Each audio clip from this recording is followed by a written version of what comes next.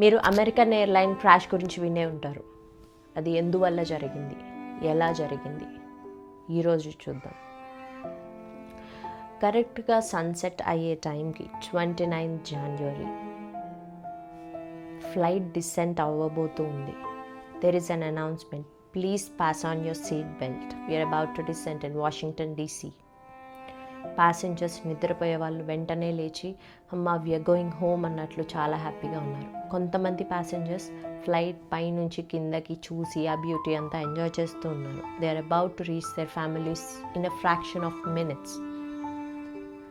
Just అదే మూమెంట్లో ఇంత పెద్ద క్రాష్ ఎలా జరిగింది, అసలు అందులో ఉన్న ప్యాసింజర్స్ ఎవరు మనం చూద్దాం.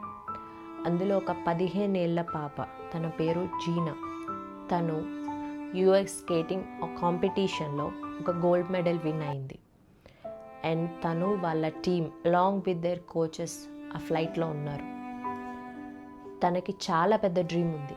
ఒలింపిక్స్లో తను స్కేటింగ్ టీమ్తో రిప్రజెంట్ చేసి తను విన్ అవ్వాలి మెడల్ అని. వాళ్ళ పేరెంట్స్కి కూడా చాలా హోప్ ఉంది తను ఖచ్చితంగా విన్ అవుతుంది అని. బట్ మనం తనని కోల్పోయాం. Unfortunately we missed a talented young women.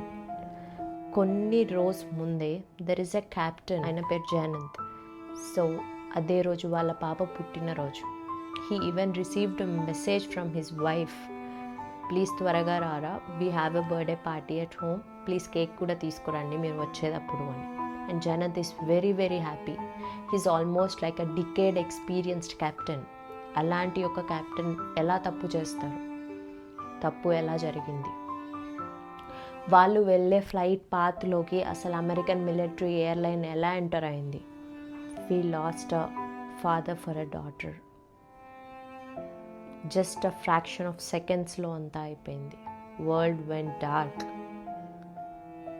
వెంటనే వాళ్ళ పేరెంట్స్, రిలేటివ్స్, ఫ్రెండ్స్ అందరికీ ఇన్ఫర్మేషన్ తెలిసిపోయింది. And immediately they are very concerned, they are very very we lost so many young talents. We lost 64 people in the flight. Not even one were left alive. US government still investigation చేస్తుంది. ఇది ఒక పొరపాట లేదా కావాలని చేశారా అని.